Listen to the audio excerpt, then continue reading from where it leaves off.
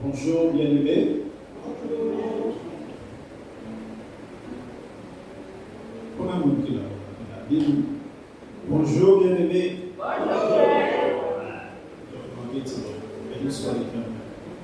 Bienvenue dans la maison de notre Dieu. Nous allons débuter notre rencontre. Est-ce que ça va? À la grâce. Ah ouais. Le Seigneur, il est fidèle dans toute sa grâce. Et sa fidélité dure de génération en génération. Béni soit l'Éternel. Nous allons mettre debout et faire lecture en Proverbes chapitre 3. Après quoi, je vais prier.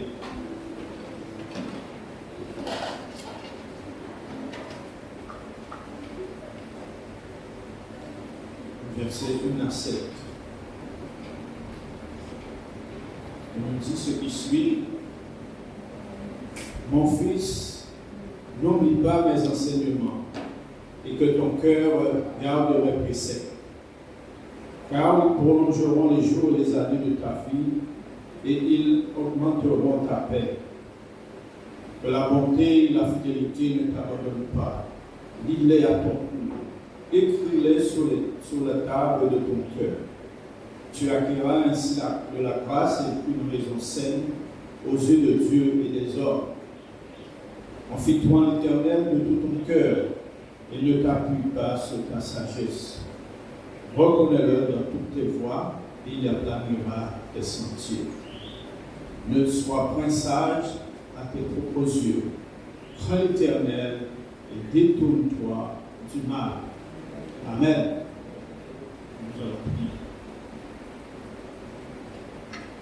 Seigneur, nous te sommes reconnaissants d'être dans ce lieu ce matin pour honorer ton nom, pour célébrer ton nom, pour t'élever car tu es seul digne. La parole déclare que un jour viendra où je réfléchirai devant toi. Tu es élevé au-dessus des cieux et rien ne peut t'atteindre. Tu es le roi par excellence, tu es le Tout-Puissant. Tu es celui qui est fidèle de génération en génération. Tu es celui, Seigneur, qui pardonne toutes nos iniquités. Mais tu es aussi celui qui nous demande de garder tes commandements. Alors ce matin, nous voulons te demander pardon. Nous n'avons pas gardé tes commandements et tes préceptes. Que vraiment, par le sang de l'agneau, tu puisses nous purifier, nous sanctifier. Gloire te soit rendue pour cet instant que toute la gloire s'élève dans ce lieu, car tu es le plus puissant.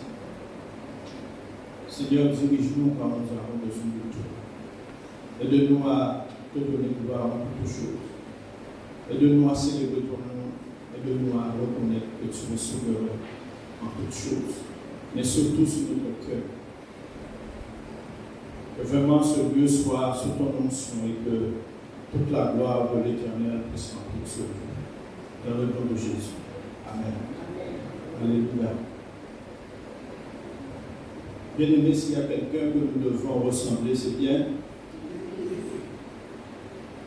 S'il y a quelqu'un que nous devons ressembler, c'est Jésus. Jésus. Pourquoi nous peut dire ça? Maintenant, applaudis Jésus. Jésus.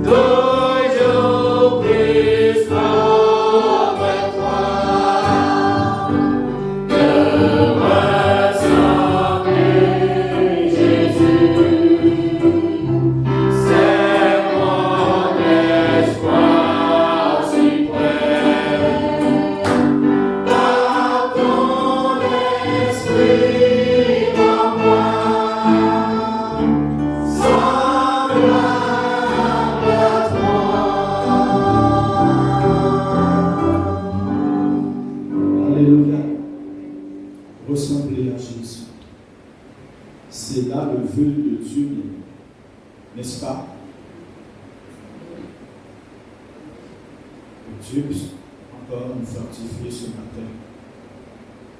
Et nous voulons nous dire ce matin, je n'ai que toi.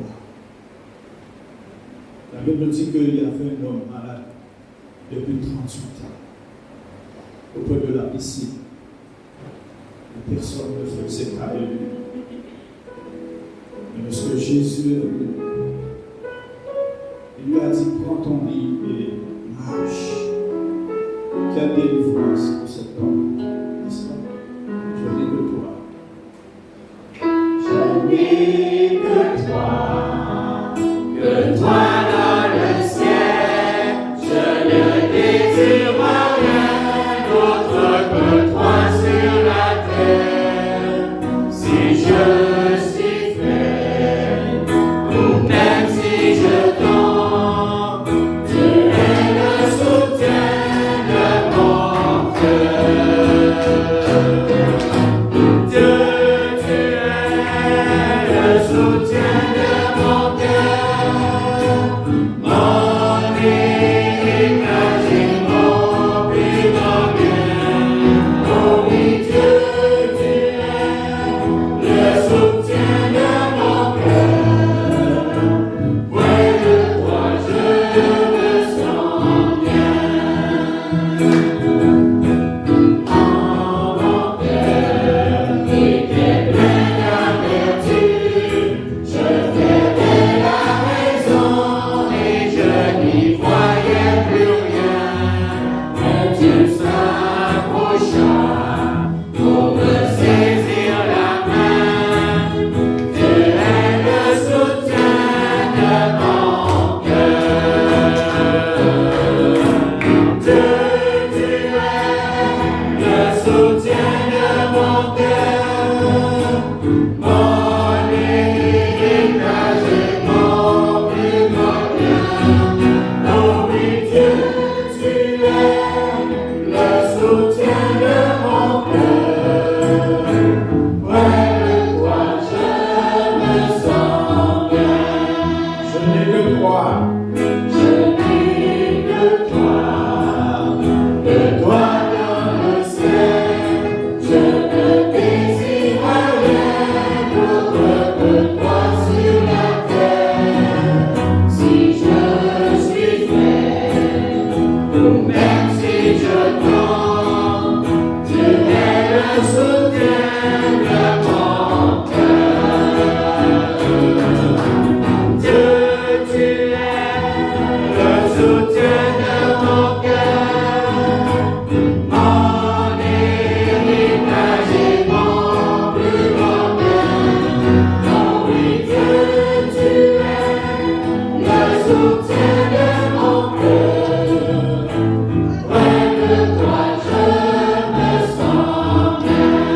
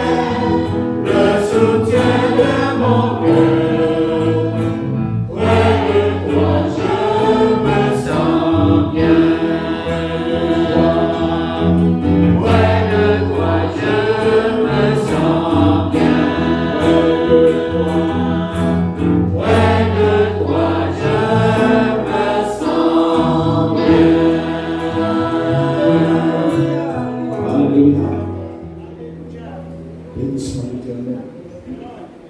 Près de toi, je me sens bien. La présence même de Jésus, c'est extraordinaire. N'est-ce pas, bien-aimé? Je peux voir que c'est vrai, parce que le jour où tu l'as rencontré, il y a eu un changement. N'est-ce pas? La Bible déclare que celui qui est en Christ, c'est une nouvelle création. Les choses anciennes sont passées, et voici, toutes choses sont devenues nouvelles. Et cette espérance, la Bible dit, est vraie.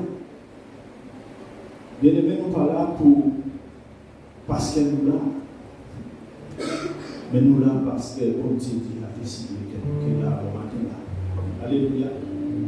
Béni soit l'Éternel. Vous pouvez vous asseoir.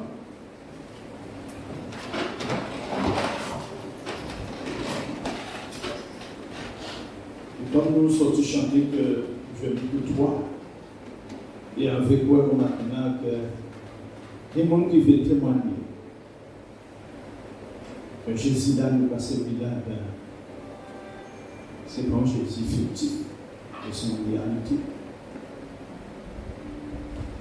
On a béni l'Éternel par la voix que ton collègue dit que c'est bien de travailler avec les hommes de foi.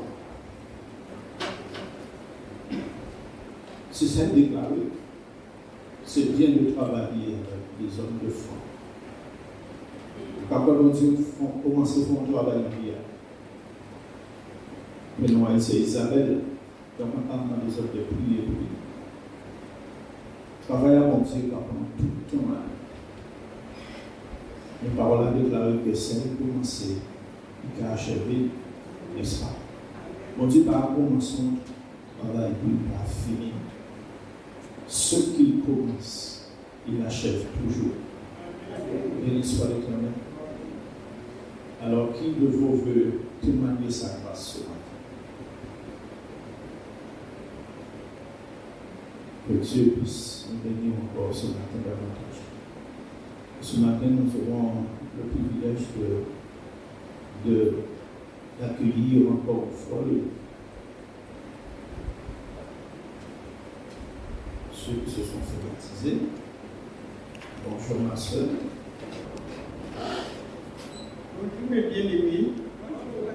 Moi ce matin, je veux témoigner la grâce de Dieu dans ma vie. Parce que tous les jours, je vois sa présence. Il me soutient dans ma faiblesse, il me relève, il me fortifie. Et il me bénit. Je veux rendre grâce à Dieu parce que tous les jours, je constate qu'il est avec moi, il m'accompagne. Partout je suis, il est là. Donc je le bénis, je le loue, je lui rends grâce pour sa bonté, pour sa fidélité, pour son amour.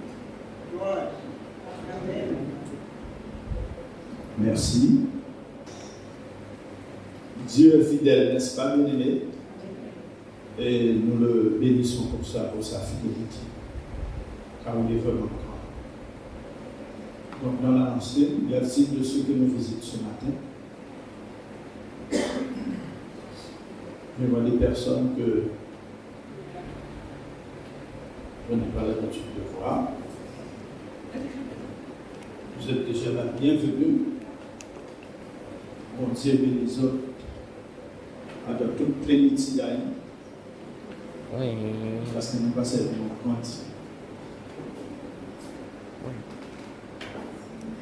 Oui. Bonjour, moi c'est Jean-Claude. Donc bonjour bien-aimés, moi c'est Keila. Donc, je suis la petite fille de la sœur Métrique.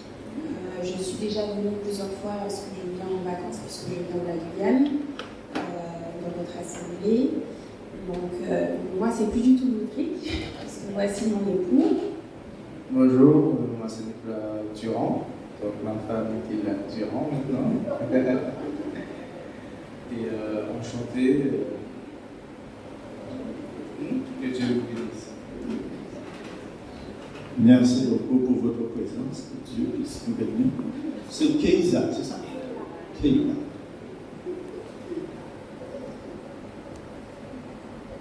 Bonjour.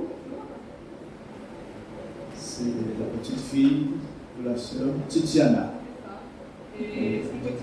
Petit-fils.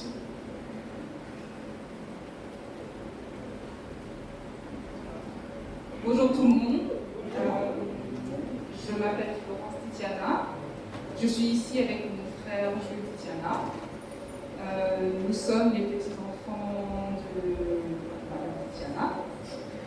Voilà. Nous habitons en métropole, en Alsace, et nous sommes venus quelques jours en vacances en Guadeloupe, rendre visite à la famille, et nous sommes venus avec notre tante.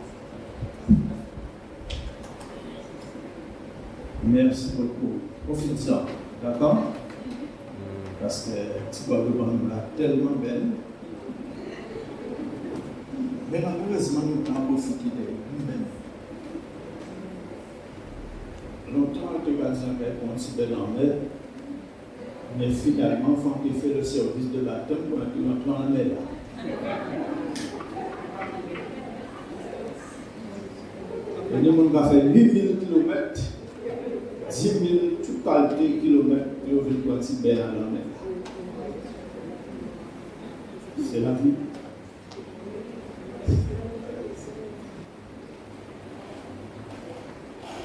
Tu es prêt, ma soeur? Oui. Viens me voir. Viens jusqu'ici. Pour des annonces.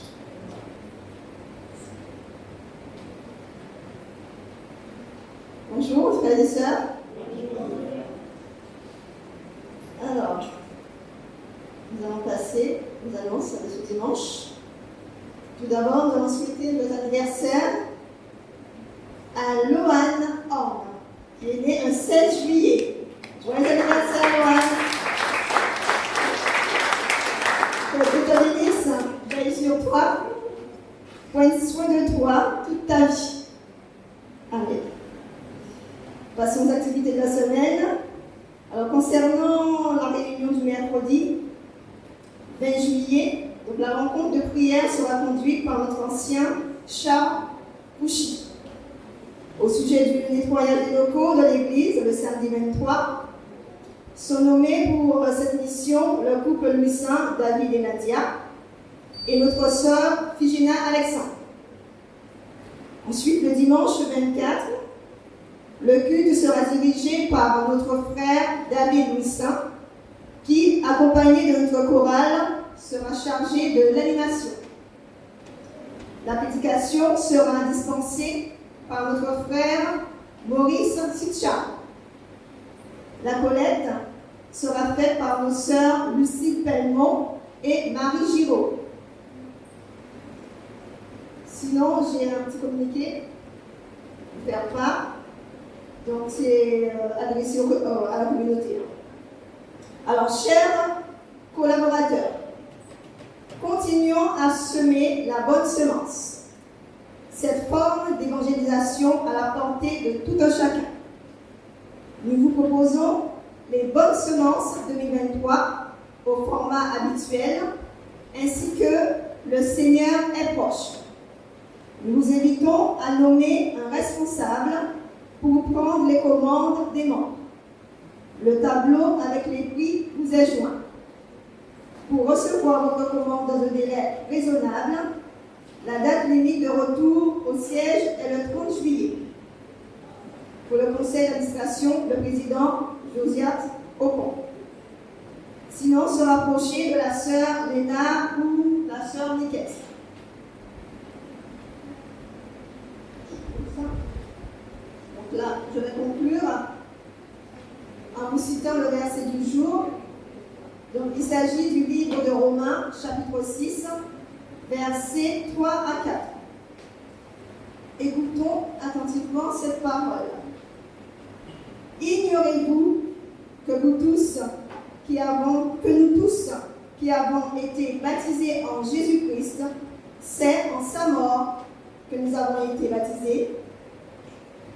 Nous avons donc été ensevelis avec lui par le baptême en sa mort, afin que, comme Christ est ressuscité des morts par la gloire du Père, de même nous aussi, nous marchions en nouveauté de vie.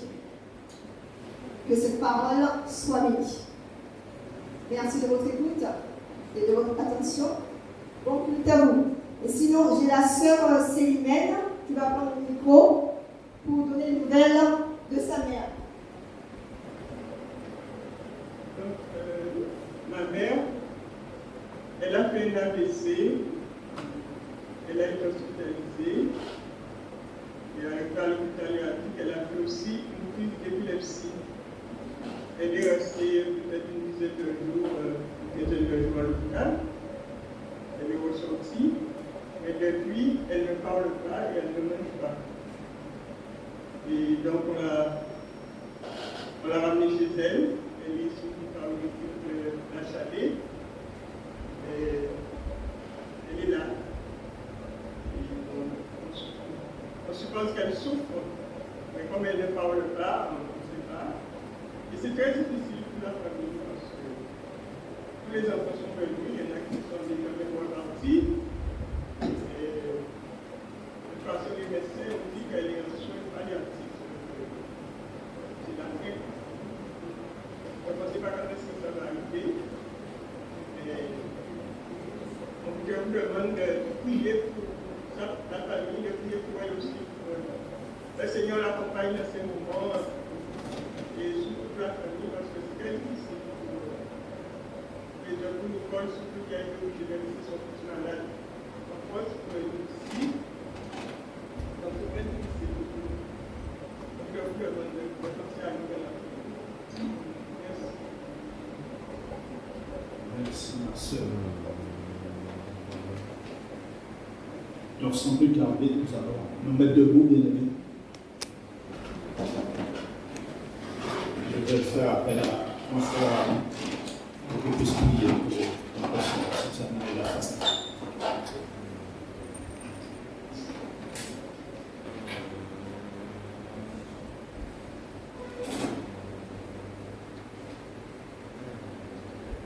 Éternel Dieu Tout-Puissant,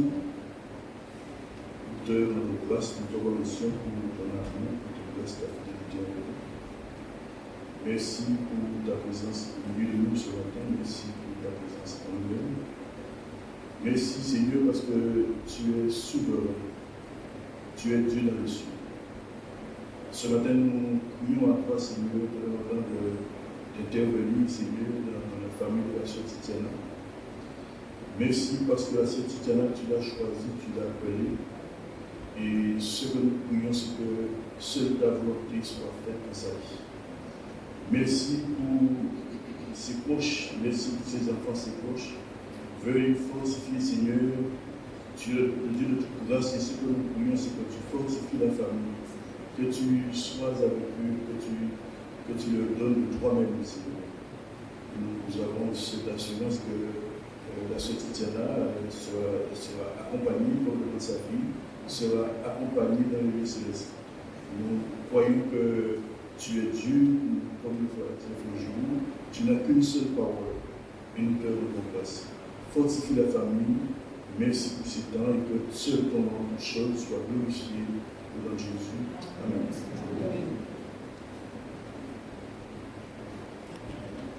Merci, frère. Vous pouvez vous asseoir.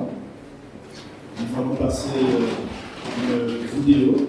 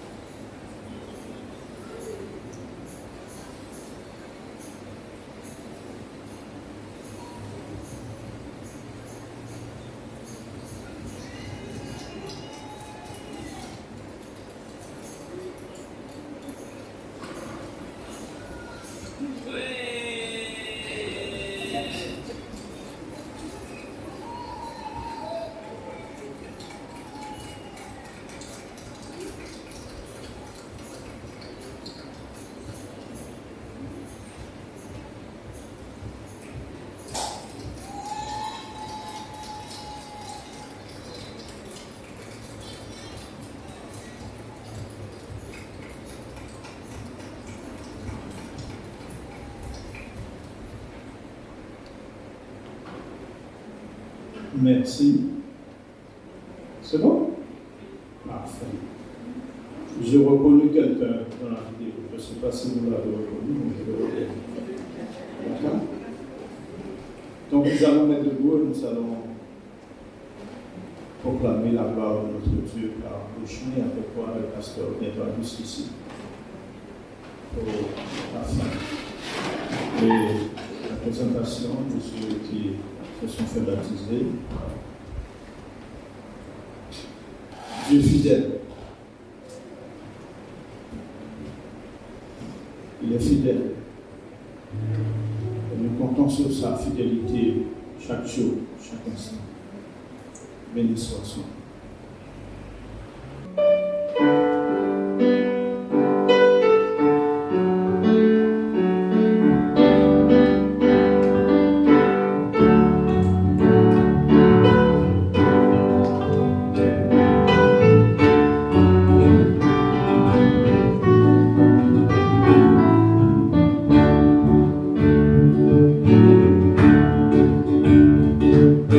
Dieu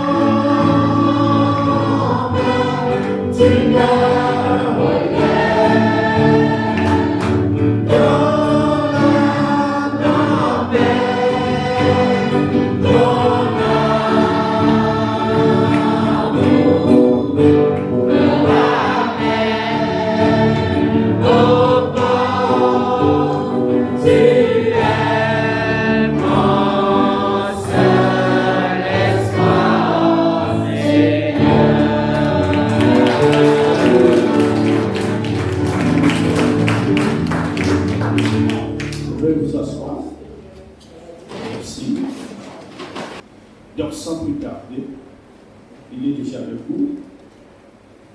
Il est dans le stade. Je passe la parole là. Il est derrière moi.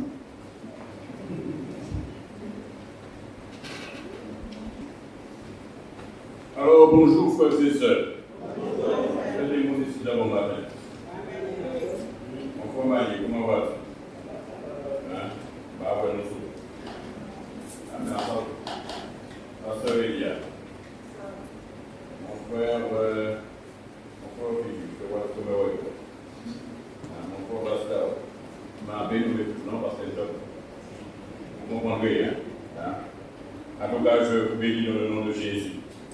Merci Seigneur pour ce moment et nous voulons continuer encore à glorifier le nom du Seigneur. Une petite annonce que peut-être qu'on a oublié de mettre, c'est qu'il y aura une rencontre des hommes très bientôt. D'accord? Dans le but de remettre sur pied les rencontres des hommes, eh bien, cette rencontre des hommes sera jumelée avec les frères de Saint-François et bientôt nous nous rencontrerons afin de définir les modalités, les périodes de rencontre, les thématiques, bref, nous devrions nous rencontrer pour discuter d'un certain nombre de choses. Et les frères disent Amen. Il serait temps de se remettre un peu les pieds à l'étrier et de commencer à travailler sérieusement. Et de faire en sorte que les thématiques qui justement concernent les hommes, eh bien, nous puissions les aborder en quelques quartiers ou plus et faire en sorte que vous soyez vraiment comptés parmi les personnes sur lesquelles l'Église peut s'appuyer. Et nous avons beaucoup de travail, ne vous inquiétez pas, béni Chomoche. En tout cas, ce matin, je voudrais accueillir, et je pense que vous serez d'accord avec moi, parce que normalement, lorsque un enfant naît et qu'il fait son entrée pour la première fois à la maison, eh bien, c'est la famille qui l'accueille, n'est-ce pas? C'est comme ça que ça se fait normalement. D'accord? L'enfant, il naît, il ne rentre pas de manière en cachette et que personne ne soit là pour l'accueillir. D'accord? Eh bien, pour nous aussi, le Seigneur ajoute à l'Église. Et donc, nos responsabilités aussi, c'est bien sûr d'accueillir, n'est-ce pas? C'est bien sûr d'accueillir, c'est bien sûr de choyer, de pomponner, de faire, de donner des encouragements, voilà, de montrer notre approbation, notre satisfaction, notre joie de faire son entrée au sein de la famille de Dieu. Eh bien, j'appellerai pour cela ma sœur Dorine. Elle est là, ma sœur Dorine. Elle est là. Viens me voir avec ma sœur. Et ma sœur Alison.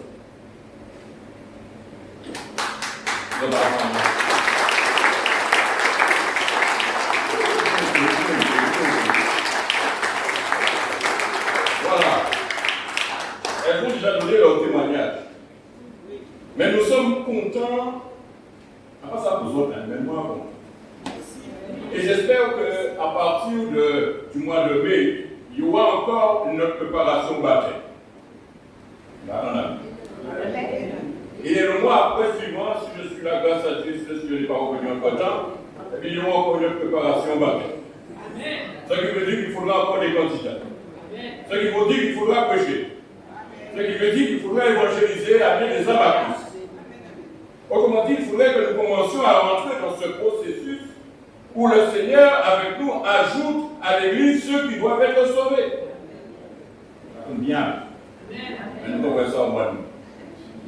D'ailleurs, nous avons aussi convenu qu'il y aura bientôt une formation dans le contexte de l'évangélisation avec le frère Sitchard, qui viendra, qui m'a déjà envoyé la table de matière ou le canevas de tout ce qui sera être enseigné. Et donc, bientôt, nous sommes en train de finaliser tout cela. Il y aura cette préparation, cette formation à l'évangélisation qui permettra à chacun de vous d'avoir les outils ou de peaufiner les outils que vous avez déjà pour permettre d'être plus efficace sur le terrain. D'accord? Mais ce matin, nous sommes heureux et heureuses d'accueillir nos deux nouveaux membres, même si il y a ce petit bémol.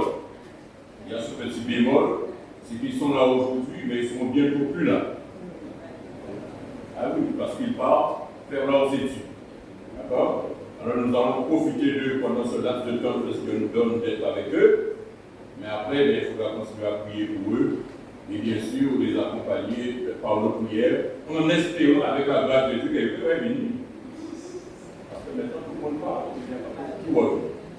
Même si souvent comme eux qui vont revenir avec la grâce de Dieu, on ne sait pas. Mais bon, voilà. Mais en tout cas, nous sommes très heureux. Nous pas oui.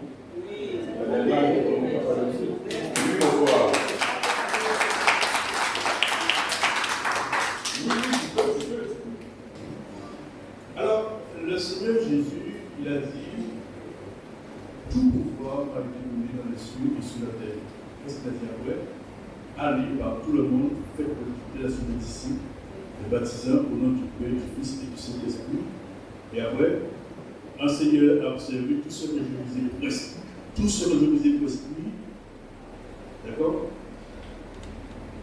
Le travail, c'est pour vous, mais c'est déjà pour nous. Ce que le Seigneur nous a prescrit, nous devons bailler. Ça nous y est, capable de ce que ça nous a dit. Donc, faites-nous manier, nous vivons manière pour comprendre ce qu'il fait, pour dire fortifier. Alors, j'ai amené 2 petits cadeaux. Les navigateurs, méthode de mémorisation de la Bible. Donc, livre-moi là ça, un livre depuis les années 1985. Pas réfléchir comme vous faites. Et manuel, on a suivi tous les jours. Si vous regardez tout particulier, il y a aussi. Alors, en cas pas de livre, mais c'est plus ou moins apprendre à mémoriser verset, verset. Du Corinthiens 7, 14, etc. Voilà. Alors, sans être trop long, alors Laurie, je te donne ce bouquin, Alison. Alors, c'est toujours quand il réciter le verset, parce que parole nous dit c'est une parole nous va lire, que nous va mémoriser, que nous va méditer. Ça veut dire en toute situation, en cas témoigner, parce que vous êtes encore jeune. Seigneur, merci. Il prend ce grand bonheur. Mais il travaille moins déjà en terre là. Et ça, parole a fait pour moi, ça belle. Donc, alors, mémoriser, et je disais donc dans chaque situation, quand on a mémorisé cette parole dans le cœur, à chaque situation, il y a un verset qui remonte. Mais si quand il démarre, il est bien monté. Donc, alors, mettez le verset. Et puis, quand le verset n'a pas fait, il est un peu fatigué. Que Dieu vous bénisse. Ah oui, il va parler du Dieu. C'est au frère. C'est mon frère. Non, avec pas si je veux. Pendant que tu es debout, tu vas me remettre les cordes de baptême. Voilà. Et le Bible. Que Dieu vous bénisse, que Dieu vous garde.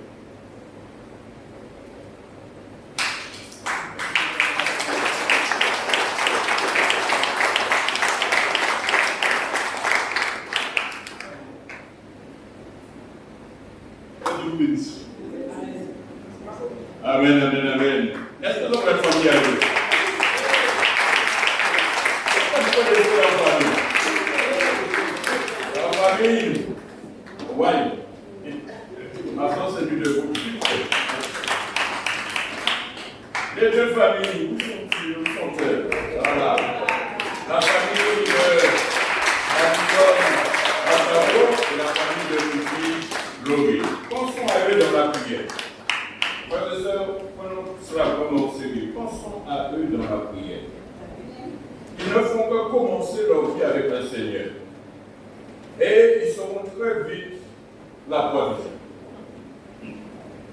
Sans qu'à dire ça de manière directe, ils seront très vite la voie de Dieu.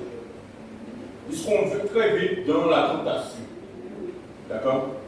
Alors pensons à eux afin que le Seigneur les fortifie au milieu des épreuves auxquelles ils seront appelés à passer. Nous ne peut-être pas dire comme ça, nous pas envie, mais qu'ils ne découvrent pas pour passer par là. Et j'aime bien rappeler que le but de l'épreuve, c'est toujours de nous tester. C'est toujours de nous révéler en nous des choses auxquelles peut-être nous serons appelés à corriger. Donc, c'est clair que le combat ne fait que commencer pour eux. Et ils ont besoin de nous, ils ont besoin de notre soutien, ils ont besoin de nos encouragements. Ils ont besoin que nous leur donnons des mots de bénédiction pour leur permettre ainsi de grandir et de devenir des femmes fortes, des femmes fidèles, des femmes sur lesquelles le Seigneur pourra s'appuyer pour le service. D'accord? Voilà, donc c'est ça encore. Nous avons encore, bien sûr, aussi d'accueillir, mais je pense qu'il n'est pas là, le frère Omer Fiston. Il n'est pas là parmi nous, il va travailler. Parce que le frère Omer Fiston nous vient de l'église de Calvassier et il a demandé à intégrer l'église de Sainte-Anne. Et il n'est pas là ce matin, mais nous voulons aussi l'accueillir au nom du Seigneur Jésus et lui souhaiter aussi la bienvenue. Donc le frère Omer Fiston, est depuis peu membre de l'église de Sainte-Anne. Nous a fait parvenir, du moins l'église de Calvassier nous a fait parvenir son courrier qui nous demande de l'accueillir fraternellement. Donc voilà. Et pensons aussi bien sûr à la sœur Yvonne Sango, parce que nous avons aussi été appelés à passer par le jour du baptême. Mais pensons à eux vraiment dans la prière, parce qu'elle a rencontré beaucoup d'opposition, d'accord, qui a fait qu'elle a remis sa cérémonie de baptême à plus tard, d'accord, en attendant que les choses s'améliorent pour elle. Mais ce n'est pas la première fois. Ce n'est pas la première fois que je rencontre des personnes qui ont ce soin de s'engager avec le Seigneur, mais qui viennent à se faire face à des oppositions terribles, qui fait que les choses ne se concluent pas avec le Seigneur. Mais en tout cas, le Seigneur connaît. Le Seigneur, nous savons que la parole de Dieu nous dit que ceux qui sont entre ses mains, personne ne peut les ravir. D'accord? Personne ne peut les ravir. Donc, si cela doit se faire un jour, le Seigneur connaît quand et cela se fera. Et nous serons là pour les accompagner avec sa grâce. Voilà. Donc, j'ai tout dit. D'accord? Pensons à elle dans la prière et que le Seigneur vraiment nous fasse grâce dans ces circonstances. Mais le travail ne fait que commencer, comme je l'ai dit, et tout ce qui est encore à faire est encore à venir. Amen. D'accord. Eh bien, sans plus tarder, l'heure avance très vite, eh bien, nous allons ouvrir la parole de Dieu. Et je vous invite à ouvrir votre Bible avec moi et nous allons faire lecture dans l'évangile de Jean. L'évangile de Jean, le chapitre 21.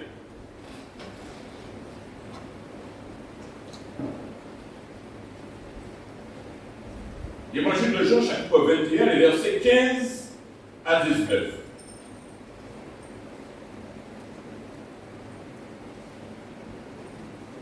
Évangile de Jean, chapitre 15, le chapitre 21, verset 15 à 19.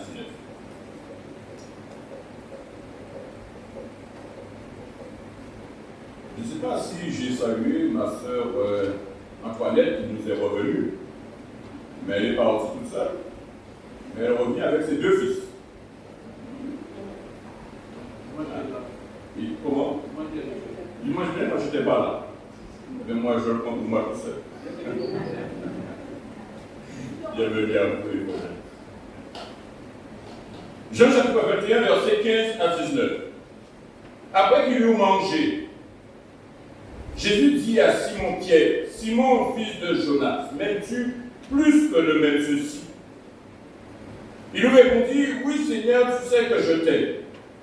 Jésus lui dit, paie mes agneaux. Il lui dit une seconde fois, Simon, fils de Jonas, m'aimes-tu? Pierre lui répondit, oui Seigneur, tu sais que je t'aime.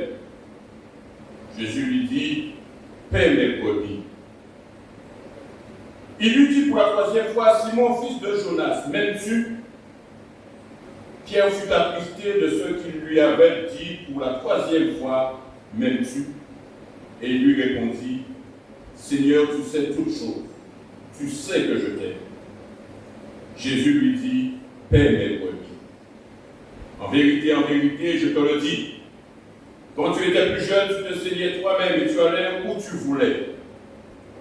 Et quand tu seras vieux, tu étendras tes mains et un autre te saignera. Et te mènera où tu ne voudras pas. Il dit cela pour indiquer par quelle mort Pierre glorifierait Dieu. Et ayant ainsi parlé, il lui dit, suis-moi. Amen.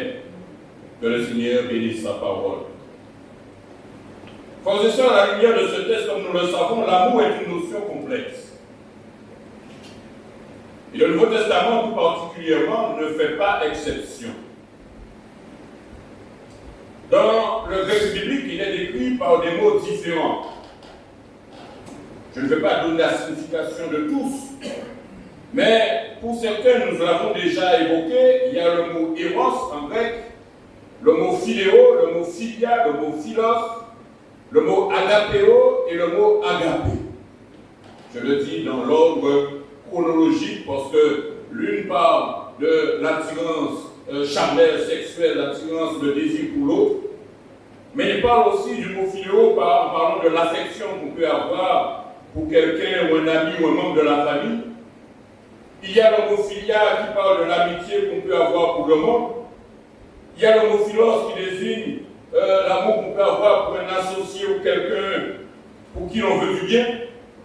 Il y a le mot agapao qui découle du mot agapé. Le mot agapao renvoie à un amour d'une manière générale, alors que le mot agapé renvoie à l'amour de Dieu.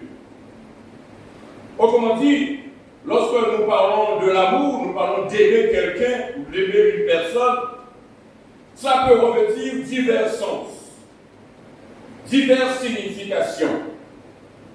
Et la question que nous avons besoin de répondre, c'est de quoi est-ce qu'il est question dans le dialogue entre Jésus et Pierre? Que reprochait Jésus réellement à Pierre? Et surtout, que voulait-il lui faire comprendre par ses répétitions mêmes-tu? Qu'est-ce qu'il voulait là? Qu'est-ce qu'il voulait dire? Ou là où je me mêler la langue, mais je vais dire que où est-ce qu'il voulait amener Pierre? Qu'est-ce qu'il voulait lui faire comprendre? La première chose que j'aimerais que nous puissions revoir, cela concerne le fait qu'après la scène, dans la chambre haute, la veille de la crucifixion, Jésus était dans la chambre haute et il avait partagé la scène avec ses disciples. Mais après la scène, il y a deux événements qui se sont produits. Et j'aimerais que nous puissions nous attarder sur ces deux événements avant de revenir sur notre texte de base. En Luc chapitre 22, versets 31 à 32. Luc chapitre 22, versets 31 à 32. Il nous a dit qu'après la scène, après avoir partagé le pain et le vin avec ses disciples, il dit que le Seigneur prit à part Simon et lui dit: Simon, Simon, Satan vous a réclamé pour vous cribler comme le froment. Mais j'ai prié pour toi, afin que ta foi ne défaille point. Et toi, quand tu seras converti, affermis tes frères. Je reviens pour dire que ce contexte, pour nous situer dans le contexte de cet échange, nous avons besoin de remonter au soir où la nation tout entière commémorait la sortie des enfants d'Israël de l'Égypte, comment dit, la Pâque juive. Et il nous est dit en Matthieu chapitre 26, verset 26, qu'après le départ de Judas, le Seigneur va inaugurer l'acte qui servirait à commémorer le souvenir de sa mort et de sa résurrection jusqu'à son retour. Frères et sœurs, je voudrais attirer aussi notre attention sur la nature de ceux qui étaient présents à cette occasion. Comme le mentionnera les chefs du peuple, les anciens d'Israël, en Actes chapitre 4, verset 13, eh bien, avec Jésus se trouvaient des hommes du peuple, des hommes saints, des hommes sous instruction, sans culture, ou qui n'avaient pas fait d'études, si on devait le dire d'une manière littérale. Des hommes encore faibles dans leur foi, qui ne connaissaient pas très bien les implications de ce que Jésus faisait. Bien sûr, ils aimaient le Seigneur, ils se voulaient même être prêts à le suivre jusqu'à la mort. Mais ils étaient en réalité craintifs et sujets au doute. Et pourtant, Jésus, alors qu'il était avec ses disciples, les connaissait très bien. Il connaissait leur fragilité spirituelle, et notamment celui de Pierre. Et d'ailleurs, nous voyons que c'est à lui qu'il s'adressera une première fois pour l'avertir en Luc chapitre 22, verset 31, pour lui dire « Simon, Simon, Satan vous a réclamé pour vous cribler comme le froment. » J'aimerais que nous puissions nous rappeler aussi que c'était Christ lui-même qui avait remplacé le nom de Simon par celui de Pierre, en Luc chapitre 6, verset 14. Mais ici, il appelle par son ancien nom, Simon, comme pour lui rappeler, eh bien, ce qu'il est. En effet, Pierre était connu pour son tempérament impulsif, un tempérament passionné, un caractère fonceur, parfois même brusque. Mais rappelons-nous toujours que nos faiblesses, nos lacunes, aussi bien morales que spirituelles, frères et sœurs, sont connues par le Seigneur. Qu'est-ce qu'il ne sait pas de nous? Oui, nous pouvons dire que nous sommes forts, mais connaissons-nous le degré même ou, je dirais, la proportion de la force que nous disons avoir? Oui, nous avons la foi, mais jusqu'à quelle hauteur? Oui, nous aimons notre frère, nous aimons le Seigneur, mais à quelle hauteur aussi? À quel niveau? Et nous voyons qu'afin de répondre à ces questions, le Seigneur interviendra auprès de Pierre, auprès de Simon, pour lui dire de manière personnelle à lui-même, mais aussi en s'adressant aussi aux disciples, que Satan vous a réclamé. Satan vous a réclamé. Il est clair que souvent, en entendant ce que le Seigneur Jésus lui disait, Pierre peut-être ne comprenait pas le message qui lui était adressé. Il lui fait comprendre ici, comprenons bien, que de même que en Israël, et ça qui nous rappelle que Jésus aimait bien souvent utiliser des images pour concrétiser, pour donner du sens à son enseignement. Il avertira Pierre ici et il emploiera l'expression criblé comme le froment. Car en Israël, et notamment lors de la moisson, le blé était mis dans un tamis. Et bien sûr, elle était tamisée, au commentaire, elle était secouée, elle était renvoyée en l'air, et ceux qui n'étaient pas du blé, eh bien, s'envolaient ou bien, je dirais, ne restaient pas dans le tamis. Et donc, ceux qui restaient dans le tamis, c'était le blé. Par là, le Seigneur voulait lui faire comprendre que Satan a demandé à vous passer par le tamis, à montrer qui vous êtes réellement, qu'ils étaient réellement. Et c'est important pour nous de nous rappeler de cela. Nous sommes chaque jour criblés. Peut-être que nous n'avons pas conscience ou nous n'y faisons pas attention. Mais chaque jour, nous sommes criblés.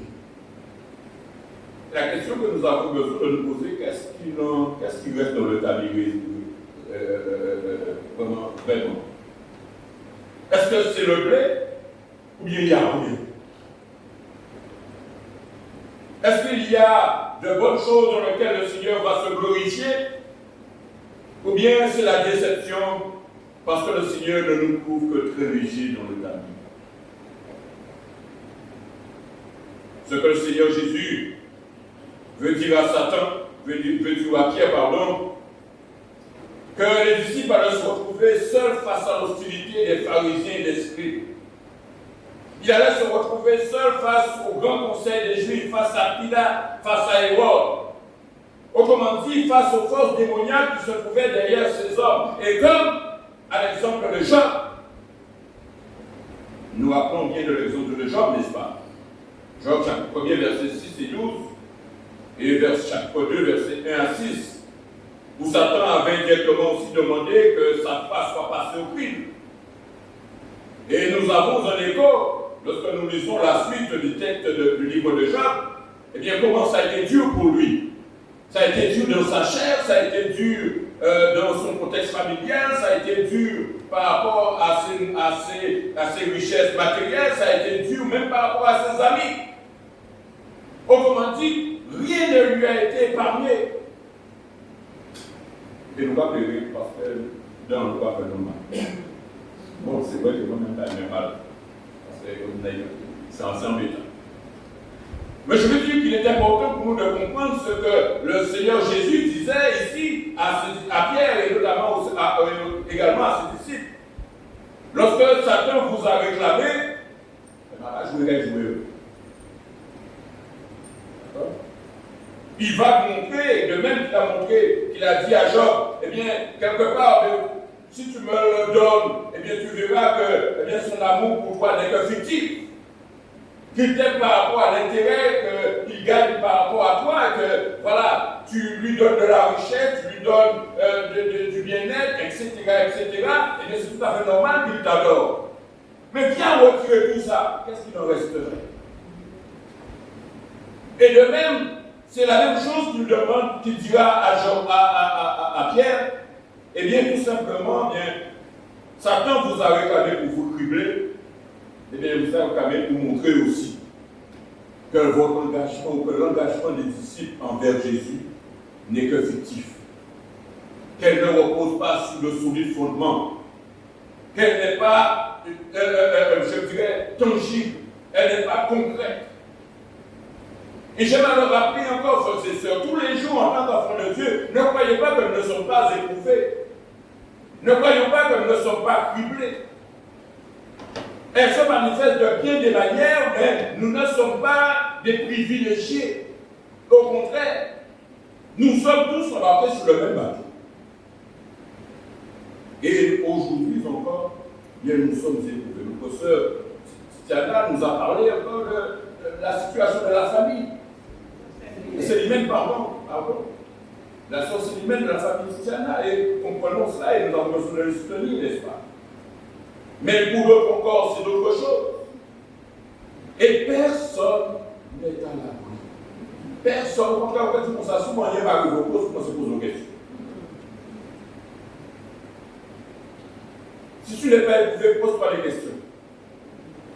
Parce que tu n'as aucun intérêt pour le Seigneur.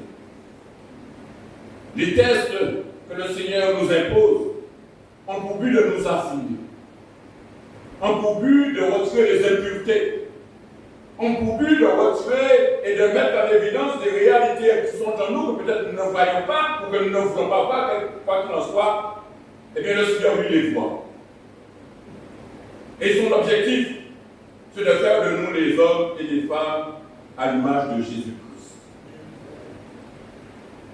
Si nous comprenons l'objectif de Dieu pour notre vie, eh bien nous comprenons aussi l'importance du test, de l'épreuve, du criblage.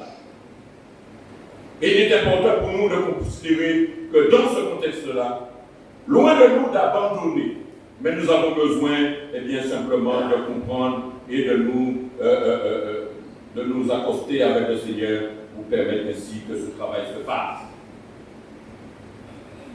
En faisant le choix de s'adresser à Pierre, Jésus connaissait l'homme, son caractère, sa personnalité. Mais nous comprenons aussi que derrière ce criblage, et notamment celui de Pierre, Jésus avait un objectif. Parce qu'il lui dira plus loin que lorsque tu seras revenu, tu devras fortifier tes frères. Quelle est l'histoire? Il savait qu'il allait tomber, mais il savait aussi qu'il allait se relever. Et lorsqu'il se relèverait, il aura une responsabilité de fortifier ses frères aussi qui sont tombés avec lui. Ça me ramène au fait que nous avons besoin non pas de critiquer ceux qui sont tombés, parce que nous ne sommes pas à l'abri de tomber. Mais si nous sommes tombés et que nous avons conscience que nous sommes tombés, nous le laissons là. Pour l'autre, voir l'autre qui tombe là, pour comprendre qu'à failli. D'accord? C'est facile de critiquer. C'est facile de pointer du doigt. Mais il est important de comprendre, Seigneur, au contraire de cela, que nous avons besoin, si nous sommes passés par là, et que nous savons qu'à nous vivre, comprendre aussi que nous avons besoin aussi d'encourager, de fortifier, de relever ceux qui l'ont été. Satan, dira-t-il, vous a réclamé. Et il est important de comprendre lorsqu'il dit ça encore. Comme je l'ai dit, le but était de démontrer que les disciples ne restaient pas attachés à Jésus par pur intérêt égoïste. Et déjà, il y a quelque chose qui s'est manifesté en Matthieu chapitre 20, versets 20 à 21, où nous voyons la mère des fils de Zébédée, qui ont été vers Jésus pour dire à Jésus que lorsque tu seras dans ton royaume, j'ai deux fils, que l'un sera à ta droite et l'autre à ta gauche. Fallait venir premier ministre. Mais et les autres? Parce qu'ils ne le font pas devant les disciples, ils vont à côté. Ils ne le font pas eux-mêmes, ils n'ont pas leur mère. Comme s'il y avait une course à la promotion. Et que les autres ne valaient pas les fils de Zébédée. Bien sûr, Pierre avait son caractère, mais il avait aussi son bon côté. Parce qu'en faisant le choix de s'adresser à Pierre, Jésus reconnaissait aussi sa capacité à diriger, à prendre des décisions. Il voyait en Pierre tout simplement un leader. Et c'est pourquoi il lui dira en Luc chapitre 22, verset 32, « J'ai prié pour toi. J'ai prié pour toi pour que la foi ne vienne pas à te manquer. Et toi, le jour où tu seras revenu, fortifie-toi. » Mais j'ai prié pour toi. J'ai prié pour toi. Jésus déjà prédit le reniement de Pierre, mais aussi son rétablissement. Mais lui, il est encore loin de tout cela. Il ne sait pas de quoi Jésus parle. Combien de fois ne lui a-t-il pas témoigné son amour? Combien de fois ne lui a-t-il pas témoigné son attachement? Alors, arrivé à là, dans cette parole que Jésus lui dit, bien, il ne se voit pas comme au travers de cette parole. J'ai prié pour toi, oui, c'est bien. J'ai prié pour toi que ta foi ne vienne pas manquer, mais toi, le jour où tu seras revenu à toi, ou revenu à moi, fortifie tes frères. Deuxième pièce que j'aimerais que nous fassions lecture en Matthieu chapitre 26. Matthieu chapitre 26, versets 30 à 32. Matthieu chapitre 26, versets 30 à 32. Nous avons vu en Luc chapitre 22 les premiers événements qui aussi ont été déterminants et qui va suivre cet événement encore qui nous allons voir en Matthieu chapitre 26, versets 30 à 32. Où il nous a dit qu'après avoir chanté les cantiques, ils se rendirent à la montagne des Oliviers. Alors Jésus leur dit, « Je serai pour vous tous cette nuit une occasion de chute. Car il est écrit, je frapperai le berger, et les brebis du troupeau seront dispersées. Mais après que je serai ressuscité, je vous précéderai en Galilée. » Premier événement après la scène, Jésus avertit Pierre. Puis après cela, ils prennent la route. Ils quittent Jérusalem, franchissent le torrent du Cédron, gravissent la pente ouest de la montagne des Oliviers pour arriver dans le jardin de Gethsémani. Et après s'être installé, Jésus les avertit, mais pas Pierre seulement. Il avertit les disciples, leur disant, verset 31 à 32, « Je serai pour vous tous cette nuit une occasion de chute. Car il est écrit, je frapperai le berger et les brebis du troupeau seront dispersées. » Jésus s'appuie ici sur une prophétie de Zacharie, chapitre 13, le verset 7. Lui-même dira, frappe le berger et les brebis seront dispersées. Jésus leur annonce que cette nuit même, face à la peur qui les saisiront, face au déluge de haine dont ils seront l'objet, ils le renieront. Mais qu'après sa résurrection, ils les rencontreront en Galilée, autrement dit, la région où il a exercé la majorité public. Frères et sœurs, il est encourageant de retrouver dans une même phrase ces deux événements apparemment contradictoires. Jésus fait référence au fait que les disciples le renieront, le trahiront, et en même temps, il évoque leur retrouvaille en Galilée. Jésus n'est pas quelqu'un, je dirais, qui tient en cul. Il leur annonce leur reniement, mais en même temps, il leur annonce leur retrouvaille. Ça me rappelle Judas. Lorsque nous voyons cette phrase, ça me rappelle Judas. Sûrement, je me dis que si Judas avait compris l'amour de Dieu pour lui, sûrement il serait revenu. Sûrement le remords ne l'aura pas amené à faire le geste fatal. Il aurait compris l'amour de Dieu et serait revenu de lui-même demander pardon, et le Seigneur sûrement et certainement l'aurait accueilli à bras ouverts. À la lumière de ce qu'il est dit ici, on comprend bien que le Seigneur demande aux disciples, ou leur annonce déjà, eh bien, leur prochaine rencontre, leur prochaine retrouvaille. Mais même quand il leur annonce que vous allez me trahir, vous allez me renier, vous allez me rejeter devant tout le monde. Le Seigneur est fidèle envers vous. Ça me donne de me rappeler tous les jours de dire que le Seigneur, oui, il est fidèle, mais moi j'ai un gros problème. Je ne suis pas si fidèle que ça. Lorsque les intérêts, lorsque le danger, lorsque les circonstances, ou quelle que soit la chose, viendraient à être en opposition avec nos intérêts, eh bien souvent on choisit nos intérêts. Et ça, bien souvent, ça se fait de manière instinctive. Hein. On choisira nos intérêts au lieu de choisir les intérêts du Seigneur.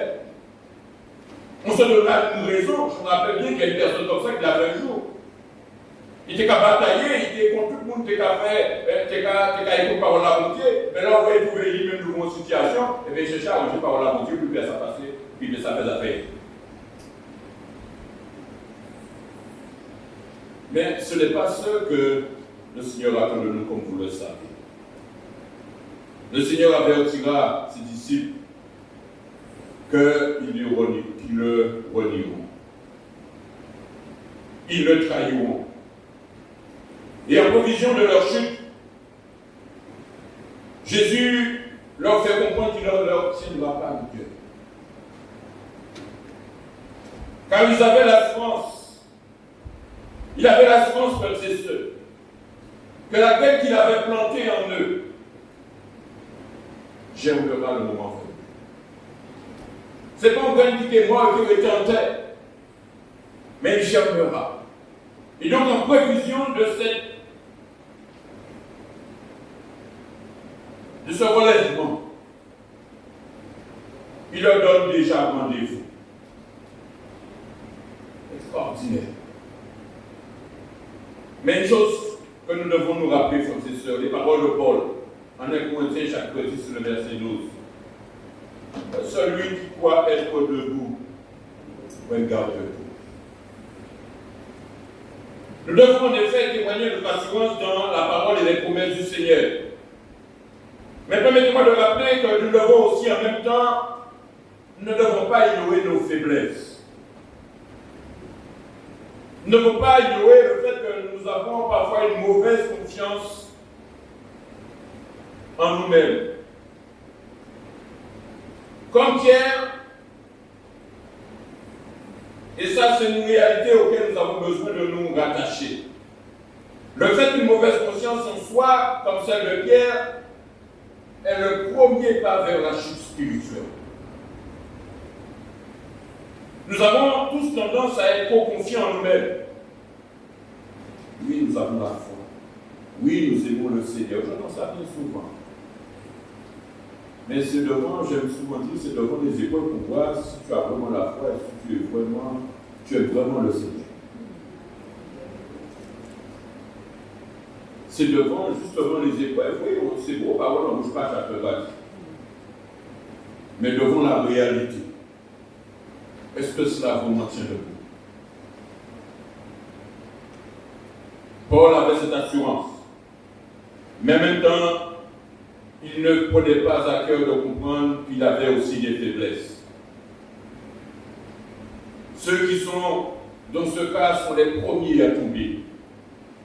Et ne devons pas oublier que ceux qui cultivent aussi une trop grande assurance en leur propre force, en leur propre capacité, sont des pas faciles pour le diable. Et Dieu, de son côté, les laisse errer pour les humilier, pour les amener à comprendre leurs faiblesses. Et c'est effectivement ce qui s'est passé. Sa trop grande confiance en lui, elle était commise à l'épreuve. Et à Matthieu chapitre 26, versets 69 à 75, Matthieu chapitre 26, versets 69 à 75, il nous est dit que cependant Pierre était assis dehors dans la cour. Une servante s'approcha de lui et dit: toi aussi tu étais avec Jésus le Galiléen. Mais regardons ce qu'il dira ici. Et regardons la chronologie de ces paroles. Il dira au verset 70 qu'il le nia devant tous, disant: je ne sais pas ce que tu veux dire. Ensuite, comme il se dirigeait vers la porte, une autre servante le vit et dit à ceux qui se trouvaient là: celui-ci était aussi avec Jésus de Nazareth. Regardons encore la chronologie. Il le nia de nouveau avec serment. Il le nia devant tous, mais on voit que là, il a été encore plus haut. Il le nia avec serment. Je le jure. Non, je n'étais pas avec lui. Je le jure que je n'étais pas. Mais ça ne s'arrête pas là. Parce qu'il dira: je ne connais pas cet homme, et peu après, ceux qui étaient là se sont approchés, dirent à Pierre: certainement tu es aussi de ces gens-là, car ton langage te fait connaître. Et qu'est-ce qu'il dira au verset 74? Alors il se mit à faire des imprécations et à jurer: je ne connais pas cet homme. On voit bien que lorsque nous sommes ignorants de nos limites, de nos capacités, et que nous venons à faire face au danger, à ce qui va s'opposer à nous, si nous ne sommes pas conscients de nos limites, la chute devient de plus en plus évidente. La chute devient de plus en plus évidente. On peut dire déjà: je ne connais pas, mais en fait, ça va raconter. Je n'en connais plus. Mais plus on est loin du Seigneur, eh bien, plus la chute devient évidente. Il le nia devant tous. Il le nia de nouveau avec serment. Mais il se mit à faire des imprécations. C'est quoi des imprécations? Tout simplement, il a dit que le Seigneur me frappe si je le connais. C'est ça les imprécations. Il vient demander à ce qu'il maudit. On dit maudit si combien? Jésus. Regardons vraiment, c'est terrible la situation. Merci. C'est terrible la situation. Sa chute alla de palier en palier jusqu'à demander à ce que le maudit soit au Jésus. Et regardons, je ne vais pas trouver quelque chose là-dessus. Il est mis à devant tous. Il est mis à. Je jure que je ne le connais. Que Dieu me frappe, que Dieu me punisse, que Dieu me maudisse, que Dieu me tue si je le connais. Est-ce que nous sommes arrivés déjà jusque-là, frère? Réponds-moi. Il est important de comprendre ces frères et sœurs lorsque nous ne le savons pas. ou lorsque nous nions, nous croyons tellement fort. Nous croyons tellement debout. Nous croyons tellement mûrs. Nous croyons comme des hommes et des femmes capables de faire des choses extraordinaires. Et peut-être nous n'avons aucun doute que nous sommes capables de faire des choses extraordinaires. Mais justement, c'est là le problème. C'est lorsque nous croyons ne pas avoir de doute. Je veux tout simplement voir par rapport au fait qu'il y a aussi, et lorsque nous regardons le contexte de 3 hommes, les 3 amis de Daniel, en Daniel chapitre 3, versets 17 à 18.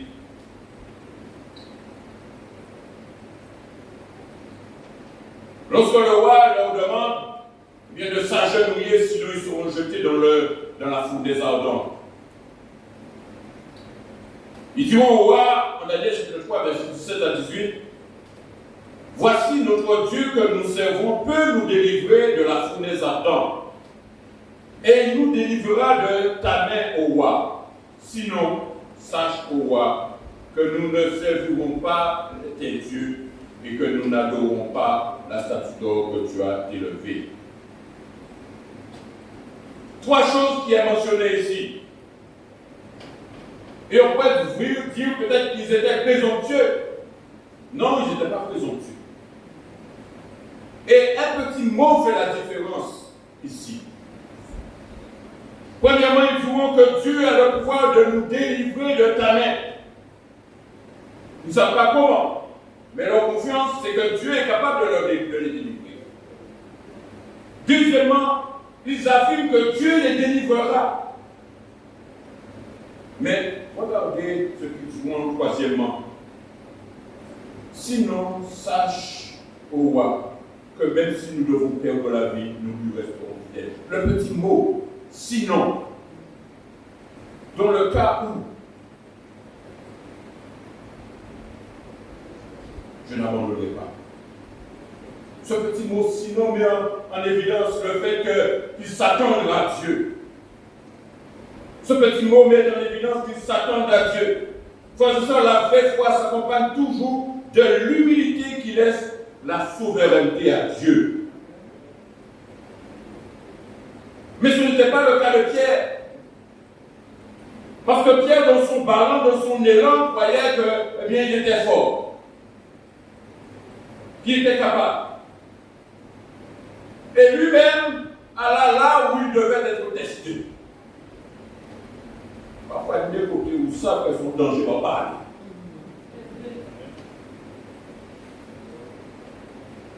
Il y a des côtés où ils savent qu'il est fait répondre. Ça veut dire que quelque part, ils sont conscients. Donc, pas si fort que ça. Ou pas qu'à y taper ça. Tu restes tranquille. Ne croyons pas toujours que nous sommes forts, que nous pouvons affronter tout. Ce n'est pas vrai. Nous faisons preuve de présomption. Comme l'a fait Pierre, il croyait. Et malheureusement, il alla dans un endroit où justement, il s'est fait tester. Il s'est fait tester. Et nous voyons que dans ce contexte-là, le premier test est venu par une simple servante. Une simple servante. Après, il partit et nous voyons qu'il fit face maintenant vers la porte à une autre servante. Ensuite, toujours en cherchant à fuir, mais jamais à fuir loin, hein, parce que vous avez cette fois, vous avez déjà brûlé, pas en sortir là. Non, on va garder nous. Il y a une servante, mais il va plus loin. Peut-être que personne ne le verra, personne ne le distinguera des autres disciples. Mais encore, on le reconnaît.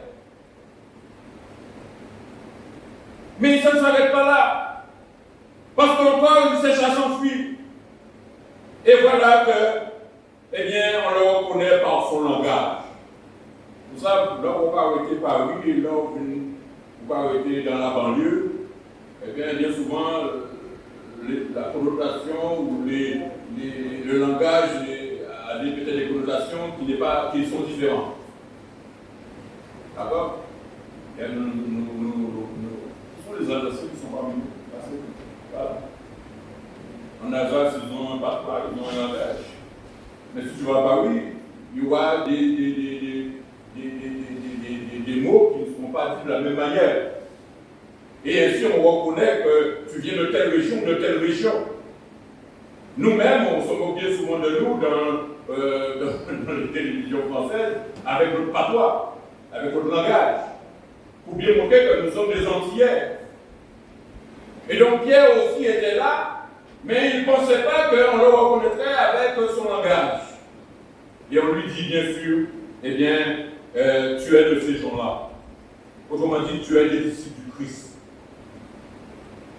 Ce qui est surtout mauvais chez nous, et permettez-moi de le dire, moi d'ancien, pas comme vous le savez, c'est que bien souvent, lorsque nous comprenons qu'il y a du danger, on a cette manie d'aller chercher plus bas encore au lieu de sortir. Comme s'il y a un élément, il y a quelque chose qui nous attire. On y va.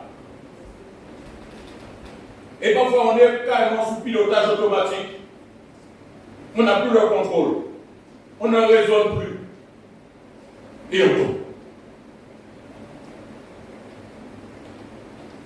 On tombe. Le pire encore, c'est de ne pas se dire que je suis tombé. On cherche des raisons pour qu'on est tombé et on dit souvent on va pousser l'autre. Mais il est important pour nous de comprendre ici que le danger de Pierre ici, c'est le fait d'être présomptueux. Le fait de se croire capable. Le fait de se croire fort. Et comment pourrait-il servir les autres s'il s'appuie sur ses propres forces, sur ses propres capacités? Comment pourrait-il être un instrument entre les mains de Dieu si lui-même il s'appuie sur ses propres forces, ses propres capacités, au lieu de s'appuyer sur Dieu lui-même? Jésus lui a dit, n'oubliez pas, quand tu seras revenu à toi, tu seras prêt à fortifier tes frères. Mais avant d'être capable de fortifier tes frères, il faut être déjà capable de t'auto-analyser déjà, de considérer là où tu en es toi-même, de comprendre quel est ton état afin de te corriger, afin de permettre que tu sois un homme ou une femme capable de dépendre de Dieu pleinement et totalement. C'est là où ce texte veut nous emmener, à nous considérer de manière honnête, de manière vraie. Ne pas faire de suppositions, ne pas être présomptueux, de se croire qu'on est meilleur qu'un autre. Pas meilleur pour nous, parce qu'on va chercher à mettre des montagnes à l'aide de la pompe. Nous avons tous nos faiblesses. Ce qui fait notre force, c'est que nous soyons capables de les reconnaître et de les affourer nous-mêmes. C'est le début de notre maturation avec le Seigneur. C'est aussi le moyen par lequel le Seigneur sera capable de nous utiliser pleinement et à pleine puissance. Ceux qui sont forts d'eux ne seront pas utiles entre les mains du Seigneur. Mais ceux qui comptent sur le Seigneur et reconnaissent leurs faiblesses, alors ils ont un atout incroyable à jouer dans l'œuvre de Dieu. Il y a une chose importante, avant de m'arrêter là, que nous apprenons encore la chute de Pierre, et qui me semble encore important. Pierre venait de traverser une crise morale, où il se devait de sortir complètement guéri. Et il est vrai que par sa repentance, il avait commencé sa restauration. Mais son reniement avait profondément affecté ses relations avec le Seigneur. Et donc le but que le Seigneur Jésus se donne, au travers de son entretien avec Pierre, consistera à lui faire subir un profond examen de conscience et de cœur, qui d'ailleurs marquera tout son ministère. Déjà, nous pouvons faire le constat que Jésus ne l'interroge pas sur sa foi. Foi qui d'ailleurs n'avait pas défailli grâce à l'intercession du Seigneur. Nous nous rappelons en Luc chapitre 2, verset 32, j'ai prié pour toi j'ai prié pour toi. Donc quelque part, si ta foi n'a pas défailli, le Seigneur a prié pour toi. Mais ce n'était pas tout. Parce que si ta foi n'avait pas défailli grâce à l'intercession du Seigneur, le problème ici concernait plus particulièrement son amour envers le Seigneur. Pierre avait tout remis en question à faire à ce sujet. Et la raison est que l'amour du Sauveur, et ça nous avons encore besoin de le retenir, est l'âme de la vie chrétienne. Elle est aussi importante pour tout service véritable. Servir les autres, c'est d'abord les aimer. Oui. Si vous parlez de Dieu, vous tombez au Seigneur. Là, on comprend que par rapport à ce qu'on vient vous dire, vous laissez votre corps. Prenez ça. Servir le Seigneur, c'est vraiment quelque chose d'important. Et nous avons besoin de comprendre que déjà, à l'exemple de Pierre, nous avons besoin de comprendre que avant tout service, il y a l'amour que nous avons besoin de déployer pour le Seigneur. Et cet amour, nous avons besoin de déployer dans le service quotidien. Ce n'est donc pas sans intention que Jésus ne désigne pas son disciple par le nouveau nom qu'il lui avait donné, celui de Pierre ou de Céphas. Mais il appelle par son ancien nom Simon, fils de Jonas, lui rappelant son état d'homme naturel et de pécheur. Mais il avait besoin maintenant, au travers de la repentance, au travers d'une nouvelle relation avec le Seigneur, saisir ce nouveau nom que le Seigneur lui avait donné, Pierre, le roi, celui sur lequel le Seigneur allait bâtir son Église. Quel est votre nouveau nom? Quel est notre nouveau nom? Ce nom que le Seigneur nous a donné. Ce nom de baptême. Nous avons nos nouveaux membres qui se sont ajoutés à l'Église. Quel est le nom que le Seigneur vous a donné? Tu as l'histoire, mais quel est le nom que le Seigneur t'a donné? Ce nom par lequel il t'appelle, ce nom intime. Parce que ce n'est pas un nom qui révèle à tout le monde. C'est un nom intime, puis lorsqu'il t'appelle, tu sais que c'est lui qui t'appelle. D'accord? Chacun. Déjà chez nous, nous avons toujours des petits sous-noms. Hein? En bas de petits sous-noms, mais nous avons tous un petit sous-nom. Et bien souvent, ce sont des personnes qui nous connaissent bien qui nous appellent par ce petit sous-nom. N'est-ce pas? C'est bien ça? D'accord? Mais pareil pour le Seigneur. Il nous a donné un nom nouveau. Un nom par lequel il nous appelle. Il ne nous appelle pas par rapport à nos noms anciens, qui renvoie à tout ce que nous étions, mais il nous appelle par ce nom nouveau, par ce nom qui nous connaît aujourd'hui, en tant qu'enfant de sa maison. Et qui est écrit, bien sûr, dans le livre de vie. C'est important de considérer ça. Et Pierre, eh bien, c'est son nouveau nom. Mais nous voyons que dans ce texte que nous avons vu, chaque fois il appelait Simon, parce qu'il voyait en Pierre, bien sûr, les caractéristiques de son ancienne vie. Même s'il était encore, il marchait avec Jésus, même s'il a été proche de Jésus, mais son tempérament, son caractère, son attitude était encore lié à son ancienne nature. Mais l'objectif de Jésus maintenant, c'est de le faire passer de cette ancienne nature, de son ancien nom, à ce nouveau nom.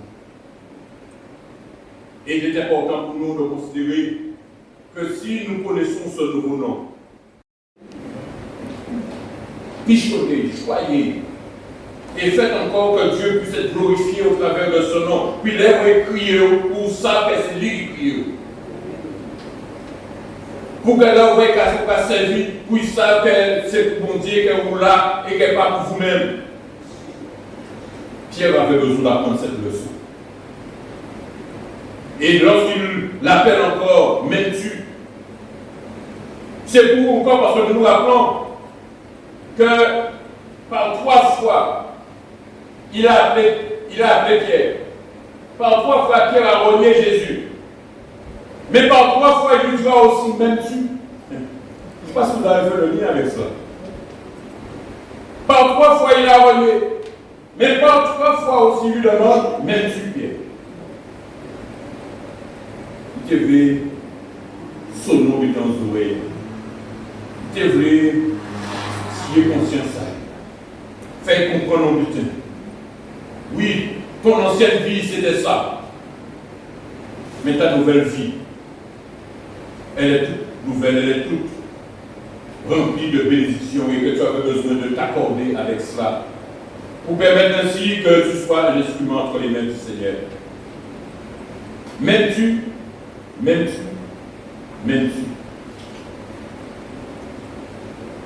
Et je crois que Pierre a pris la leçon.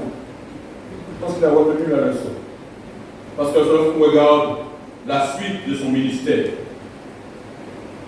qu'il a été le premier prédicateur de l'évangile. En Actes des Apôtres, chapitre 2, il a prêché l'évangile. Nous crions de ça. Qu'à pour nous faire? Et il les a amenés, il les a montré le chemin de la repentance. Et il nous a dit qu'en ce jour-là, 3000 personnes dévouées venues au Seigneur. Oui, il a été un instrument, mais il fallait qu'il passe par le chemin pour se dépouiller de son moi ancien et revêtir pleinement ce moi nouveau. Personne ne peut servir le Seigneur avec sa nature ancienne. Personne ne peut venir servir le Seigneur avec sa nature ancienne. Sinon, nous serons doubles. Nous dirons oui, nous sommes chrétiens, mais en même temps, la réalité de notre vie quotidienne, bien souvent, ne correspondrait pas à cette réalité que nous disons être. C'est soit nous réveillons Jésus pleinement et que notre ancienne nature n'est plus là, ou soit elle est là, alors nous nous combattons, tout va mal, nous pouvons nous.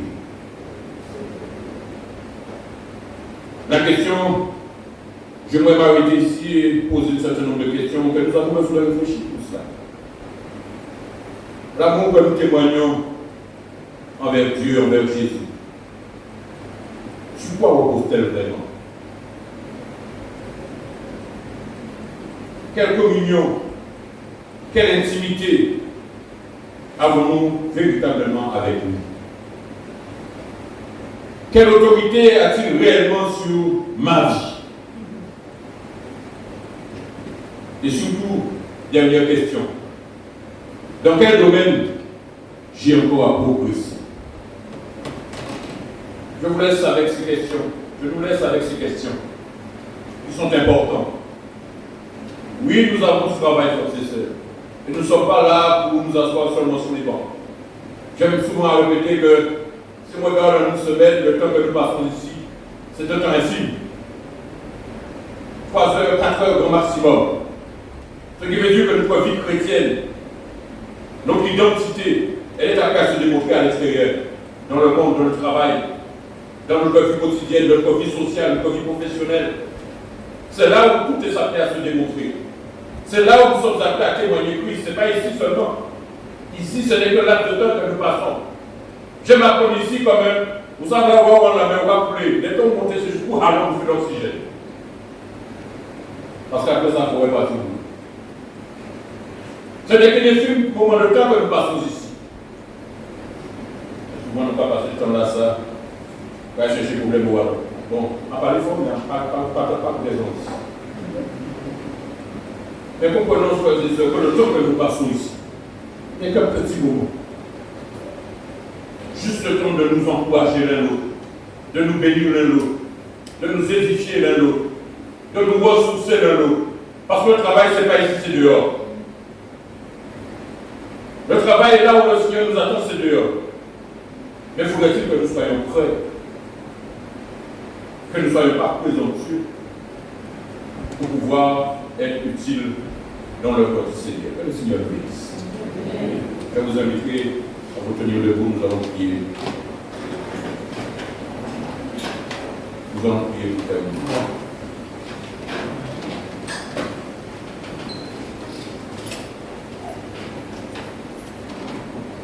Seigneur, nous te donnons gloire et te disons merci pour ta parole. Le psalmiste au psaume 119 pouvait dire qu'elle est une lampe à nos pieds et une lumière sur notre sentier. Elle est appelée à nous diriger dans nos ténèbres, à nous conduire vers la lumière, à nous donner les éléments qui nous permettraient d'avoir une marche sereine, une marche paisible, parce que tu seras avec nous et tu es avec nous pour nous diriger. Merci pour ta parole. Merci pour vraiment l'écho que tu permets qu'elle ait dans nos cœurs, dans notre esprit. Et ma prière, c'est que cette parole ne reste pas seulement comme un écho, mais qu'elle puisse vraiment trouver place dans nos cœurs. Qu'elle puisse trouver place dans notre vie. Et comprendre que, Seigneur, tu nous appelles à déjà nous examiner avec vérité, avec honnêteté. Et faire en sorte que, eh bien, nous soyons clairs et nets devant toi. Clairs et nets aussi pour ton service. Parce que chacun de nous, tu nous as appelés pour te servir. Tu nous as appelés pour que nous puissions être des outils fidèles entre tes mains. Et combien, Seigneur, parfois nous parasitons cette œuvre par nos présomptions, par le fait que nous nous considérons peut-être plus capables parce que nous croyons avoir plus de moyens, plus de compréhension, plus de force qu'un autre. Merci de nous rappeler à l'humilité. Merci de nous rappeler au fait, Seigneur, que devant toi, nous sommes comme la paille que le vent dissipe. Mais que nous avons besoin de toi, nous avons besoin des moyens que tu as mis à notre disposition pour accomplir la tâche, l'œuvre pour laquelle tu nous as. Pardon, Seigneur, pour tous nos manquements, toutes nos imperfections. Là où nous avons failli et là où nous sommes surestimés devant toi. Donne-nous d'être honnêtes et de venir devant toi avec un cœur humble, conscient de notre état et attendant de toi que tu puisses nous relever, nous restaurer, comme tu l'as fait pour Pierre, comme tu le fais encore pour nous aujourd'hui, et permettre d'être des hommes et des femmes vraiment prompts à te servir. Je nous remets entre tes mains, Seigneur, et je consulte ta grâce. Bénis-nous ensemble. Garde-nous durant cette journée. Garde-nous pour ceux qui sont en vacances, Seigneur, je les remets aussi entre tes mains. Soutiens-les, conduis-les. Et donne que, bien que ce soit les vacances, ne n'oublions pas que le témoignage de Christ, le témoignage de l'Évangile, eh bien, n'est pas en vacances. Et que nous avons besoin de nous rappeler que la mission ne prend pas de vacances. Que notre témoignage, elle est appelée à être dispensé là où nous sommes, pour que tu sois glorifié et que tu ajoutes encore à l'Église ceux qui doivent être sauvés. Nous remettons entre tes mains, Seigneur, et nous comptons sur ta grâce. Bénis-nous, garde-nous, dans le nom de Jésus, je t'ai prié. Amen.